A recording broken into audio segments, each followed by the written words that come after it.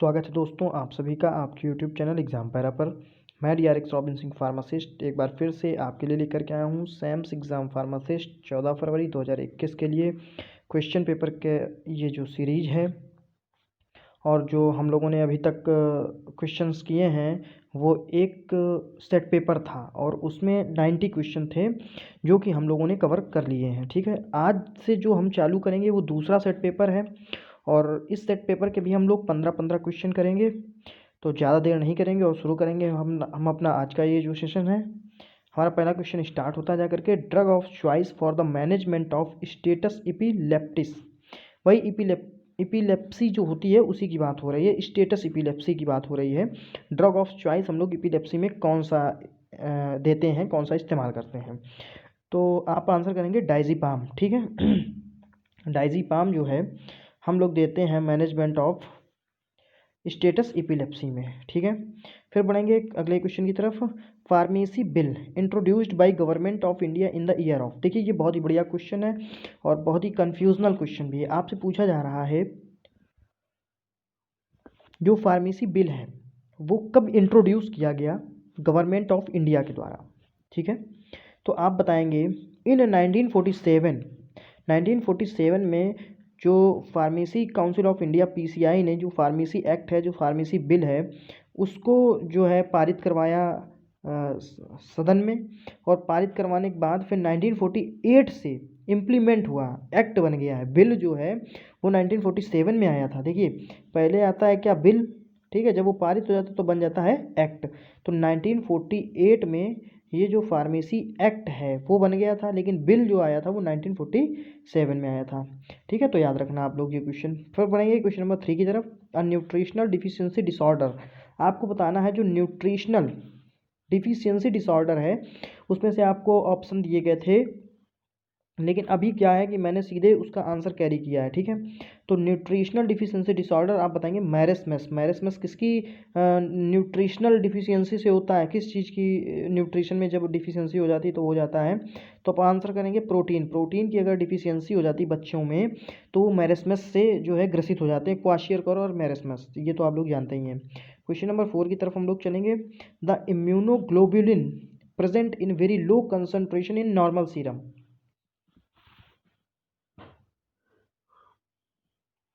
आपको बताना है कि इम्यूनोग्लोबुलिन जो होता है बॉडी के अंदर, जो एंटीबॉडीज़ के लिए काम करता है, तो उसमें से कौन सा ऐसा इम्यूनोग्लोबुलिन है जो जिसका कंसंट्रेशन बहुत ही कम होता है नॉर्मल सीरम में। अगर आप किसी कैंडिडेट किसी पेशेंट का सीरम आप कलेक्ट करते हैं, सीरम आपने निकाला तो उसके सीरम में से बहुत ही वेरी लो कंसंट्रेशन, बहुत ही कम जो है कंसंट्रेटेड फॉर्म में बहुत ही कम मात्रा में आपको जो है कौन सा एक ऐसा इम्यूनोग्लोबुलिन है जो मिलेगा तो जिसका कंसंट्रेशन बहुत ही कम होगा। तो आप बताएंगे IgE। ठीक है, IgE एक ऐसा इम्यूनोग्लोबुलिन है जो कि प्रेजेंट होता है in very low concentration in normal serum. किसी भी नॉर्मल सीरम में बहुत ही कम कंसंट्रेशन में बहुत ही कम मात्रा में उपस्थित होता है IgE। ठीक है, याद कर लीजिए, इंपॉर्टेंट क्वेश्चन रहेगा आपके एग्जाम के पॉइंट ऑफ व्यू से। फिर बढ़ेंगे हम लोग क्वेश्चन नंबर 5 पे। Condition in which WBC is significantly lower than the reference range. देखिए आपसे पूछ रहा है कि वो कौन सी कंडीशन है जिसमें WBC अगर नॉर्मल रेंज से नीचे चली जाए, WBC का अगर जो काउंट है बॉडी के अंदर वो नॉर्मल रेंज से, एक जो पैरामीटर्स होता है उससे नीचे चली जाए, तो उस पैरामीटर्स को क्या कहते हैं हम लोग, उस कंडीशन को क्या कहते हैं। आप बताएंगे leucopenia. Leucopenia is a type of, आप यू कैन से कैंसर। ठीक है, is leucopenia is a type of cancer. ठीक, फिर हम लोग बढ़ेंगे अगले क्वेश्चन की तरफ। The science deals with the interaction, the science deals with the interaction of exogenously administered chemical molecules with living system। ठीक है, अरे आपने फार्माकोलॉजी की डिफिनेशन पढ़ी है, बस ये फार्माकोलॉजी की डिफिनेशन है। तो कौन सी साइंस होती है? फार्माकोलॉजी होता है, जिसमें क्या होता है कि science deals with the interaction of, मतलब जिसमें हम लोग ऐसी साइंस का स्टडी करते हैं जिसमें हम लोग बाहर से लिए गए केमिकल्स को जब ह्यूमन बॉडी के अंदर जाता है, ठीक है, तो उसका जो है स्टडी करते हैं। वही ये कह रहा है कि the science deals with the interaction of एक्सोजीनियसली, यानी जो बाहर से हम लोग एडमिनिस्टर्ड कर रहे हैं केमिकल्स को, chemicals molecule with living system. With living system मतलब ह्यूमन बॉडी के अंदर गया तो लिविंग सिस्टम हो गया जाकर के। ये तो ये क्या हो गया? फार्माकोलॉजी। ये देखो इंपॉर्टेंट क्वेश्चन है एग्जाम के पॉइंट ऑफ व्यू से। और बढ़ेंगे अब हम लोग अपने नेक्स्ट क्वेश्चन की तरफ।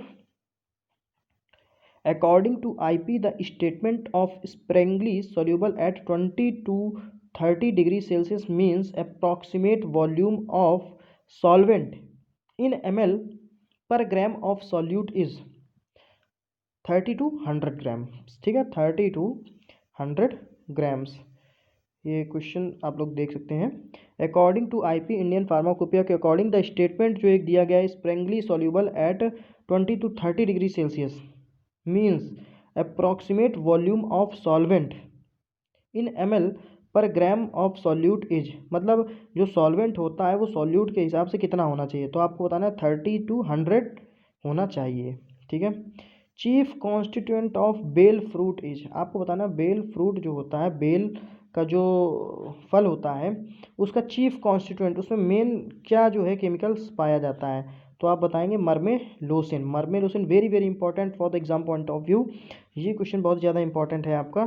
तो chief constituent of bel fruit is marmelosin, marmelosin. ठीक है। फिर बढ़ेंगे हम लोग अगले क्वेश्चन की तरफ। दोस्तों अगर आपको हमारा ये वीडियो अच्छा लग रहा हो, हमारी ये क्वेश्चंस की सीरीज अच्छी लग रही हो, तो प्लीज़ हमारे चैनल एग्जाम पैरा को सब्सक्राइब करें, हमारे वीडियो को लाइक करें और अपने दोस्तों तक जरूर शेयर करें। पढ़ेंगे हम लोग अपने अगले क्वेश्चन की तरफ। Question number 9, dopamine agonist used in the treatment of parkinsonism या पार्किंसन। आपसे पूछ रहा है डोपामाइन एगोनिस्ट, यानी जो रेट को बढ़ा देता है जाकर के, डोपामाइन के रेट को बढ़ा देगा। ठीक है। एगोनिस्ट का मतलब होता है which is who is increasing the activity. ठीक है, किसी भी चीज़ की एक्टिविटी हो बॉडी के अंदर इंक्रीज कर दे, उसको कहते हैं एगोनिस्ट। और एंटागोनिस्ट कौन होता है? एंटागोनिस्ट जो जा करके उसको एंटागोनाइज कर दे, उसको उसकी एक्टिविटी को कम कर दे। ठीक है। तो पूछ रहा है कि dopamine agonist used in the treatment of Parkinson. ठीक है। तो आपको बताना है ब्रोमोक्रिप्टीन। ब्रोमोक्रिप्टीन आप लोगों ने पढ़ा होगा, ये एंटी पार्किंसोनिज्म ड्रग होती है ब्रोमोक्रिप्टीन। इसका इस्तेमाल हम लोग करते हैं पार्किंसन के ट्रीटमेंट में। और ये क्या होता है? डोपामाइन एगोनिस्ट, यानी डोपामाइन को बढ़ाएगा। क्वेश्चन नंबर 10 की तरफ चलेंगे हम लोग। Viscous liquid preparation used orally for the relief of cough. आपको बताना है विस्कस लिक्विड प्रिपरेशन।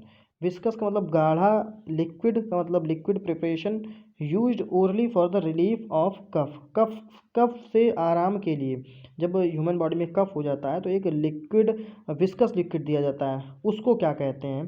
तो ये हम लोगों का होता है लिंक्टस। लिंक्टस क्या होता है? विस्कस लिक्विड प्रिपरेशन होता है, विदाउट डाइल्यूट किए हुए इसको लेना होता है। और ये जो है थ्रॉट को जो है आराम देता है जाकर के कफ से।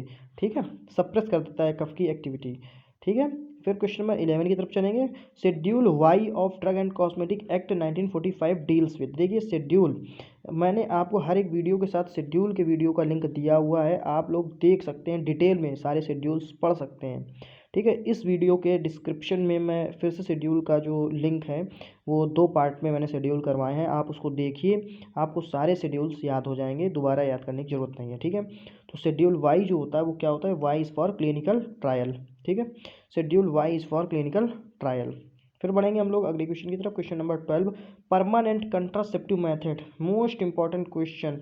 परमानेंट कंट्रासेप्टिव मेथड आपको बताना है, तो आप बताएंगे नॉन स्कैल्पल वैसेक्टॉमी। HECP जब आपने पढ़ी होगी, health education and community pharmacy, first year का सब्जेक्ट है, डिप्लोमा फर्स्ट ईयर का, तो उसमें ये बताया गया है परमानेंट कंट्रासेप्टिव मेथड कौन सा होता है? Non scalpel vasectomy. ठीक है। क्वेश्चन नंबर 13 पे चलेंगे। An ultra filtrate of plasma formed by the choroid plexus is.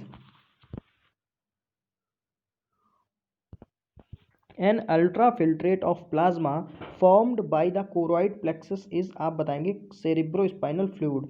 Cerebrospinal fluid. ठीक है, सेरिब्रोस्पाइनल फ्लूइड। फिर क्वेश्चन नंबर 14 की तरफ चलेंगे। Irritant drugs are not given by, देखिए आपसे कह रहा है कि इरिटेंट ड्रग, ऐसी ड्रग्स जो इरिटेट करती हैं ह्यूमन बॉडी को, तो उन ड्रग्स को मतलब हमें कब नहीं देना चाहिए या किस रूट से नहीं देना चाहिए। Irritant drugs are not given by which route, मतलब किस रूट से नहीं देना चाहिए। पूरा क्वेश्चन मैं पढ़ देता हूँ। तो ये पूरा क्वेश्चन ही है कि आपसे पूछना चाह रहा है कि किस रूट से इरिटेंट ड्रग्स जो आपको इरिटेट करती हैं, oral, sublingual, buccal, intravenous, intramuscular, subcutaneous, किस रूट से जो है नहीं देनी चाहिए। तो आप बताएंगे सबक्यूटेनियसली, यानी सबक्यूटेनियस SC, इस रूट से जो है इरिटेंट ड्रग्स नहीं देनी चाहिए। ठीक है, फिर बढ़ेंगे हमारे आज के लास्ट क्वेश्चन की तरफ। Along with benzoic acid a white field ointment contains, आपको बताना है कि जो बेंजोइक एसिड होता है वाइट फील्ड ऑइंटमेंट, वो क्या कंटेन्स करता है, किसके साथ होता है benzoic acid. Benzoic acid single नहीं होता वाइट फील्ड ऑइंटमेंट में। वाइट फील्ड ऑइंटमेंट में, वाइट फील्ड ऑइंटमेंट में जो बेंजोइक एसिड होता है वो एक और केमिकल होता है उसके साथ में आता है। ठीक है, तो वो किसके साथ में आता है बेंजोइक एसिड, आपको ये बताना है। तो इसका आंसर है 3% of salicylic acid. 3% of salicylic acid के साथ बेंजोइक एसिड आता है वाइट फील्ड ऑइंटमेंट। तो जो बेंजोइक एसिड का वाइट फील्ड ऑइंटमेंट आता है वो आता है जा करके आपका 3% ऑफ सैलिसाइलिक एसिड। तो दोस्तों ये थे हमारे आज के 15 क्वेश्चंस। अगर आपको ये क्वेश्चंस अच्छे लगे हों तो प्लीज़ हमारे चैनल एग्ज़ाम पैरा को सब्सक्राइब करें, वीडियो को लाइक करें और अपने दोस्तों तक ज़रूर शेयर करें। एक रिक्वेस्ट आप लोगों से और है, बहुत सारे लोग क्या करते हैं कि वीडियो देख तो रहे हैं लेकिन चैनल को सब्सक्राइब नहीं कर रहे हैं। तो प्लीज़ चैनल को सब्सक्राइब कर लें आप लोग, जिससे आपके पास कंटिन्यू वीडियो पहुँचती रहेगी। जैसे ही हमारी वीडियो अपलोड होगी आपके पास नोटिफिकेशन के थ्रू पहुँच जाएगी।